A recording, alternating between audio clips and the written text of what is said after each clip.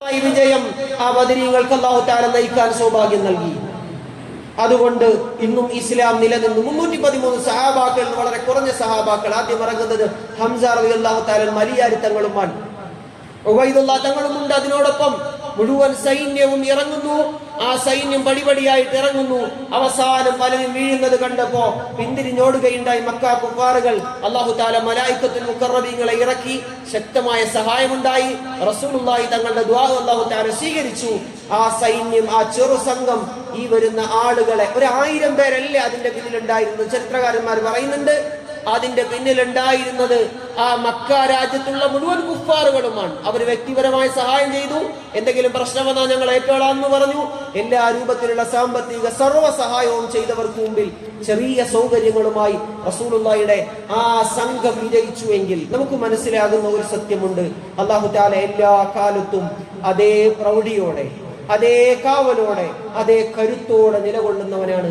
പക്ഷെ നമ്മുടെ ഈമാനും നമ്മുടെ വിശ്വാസവും നമ്മുടെ അമലു സ്വാലിഹാത്തും നമ്മൾക്ക് റബ്ബുമായിട്ടുള്ള ബന്ധങ്ങളിലുള്ള മുഴുവൻ ഇടപാടുകളും നമ്മൾ എന്ന് സുതാര്യമാക്കുന്നു, നമ്മൾ അതെന്ന് ശരിയാക്കുന്നു, അന്ന് അല്ലാഹു തആല നമ്മുടെ വിഷയത്തിൽ 100% ബദരീങ്ങളുടെ ഇടപെട്ട അതേ അല്ലാഹു, അതേ അർശുൽ അലീമിൽ, അതേ സർവവിഭൂഷിതനായി തന്നെ അല്ലാഹു തആല ഉണ്ട്.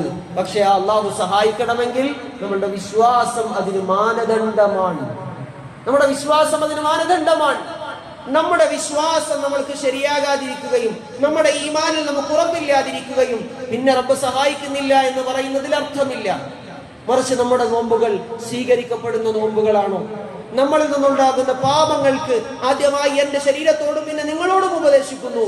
നമ്മുടെ സ്വന്തമായിട്ടും നമ്മൾ ഓരോരുത്തരും വ്യക്തിപരമായിട്ടും നമ്മൾ നിരന്തരമായി റമദാനിന്റെ ഇത്രയും ദിവസമായി റബ്ബിലേക്കൊന്ന് മടങ്ങാനും കരയാനും ഞാൻ ചെയ്ത പാപങ്ങളെ ഏറ്റുപറയാനും തൗബ ചെയ്യാനും നമ്മൾ തയ്യാറായോ എന്ന വിചിന്തനമാണ് ഓരോ ബദരീങ്ങളുടെയും ആണ്ടുകളിൽ നമുക്കുണ്ടാകേണ്ടത്. നമുക്കൊരു പുതിയൊരു വിചിന്തനം ഉണ്ടാകണം.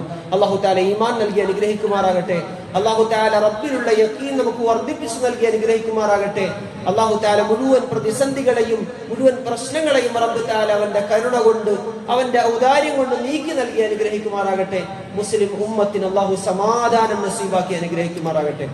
آمين. الحمد لله رب العالمين حمدا يوافي نعمه ويكافئ مزيدا. اللهم صل على رسولك سيدنا محمد وعلى آل سيدنا ومولانا محمد وبارك وسلم عليه. കരുണയുള്ള റഹ്മാനെ, കൃപയുള്ള ഉദാരനിധിയായ തമ്പുരാനെ, യാ അല്ലാഹ് ഞങ്ങളുടെ ഒരുമിച്ച് കൂടലിനെ നീ സ്വീകരിക്കണേ റഹ്മാനെ. യാ അല്ലാഹ് ഞങ്ങളുടെ നോമ്പുകളെ നീ സ്വീകരിക്കണേ റഹ്മാനെ. യാ അല്ലാഹ് ഞങ്ങൾ ചെയ്ത മുഴുവൻ സാലിഹായ അമലുകളെ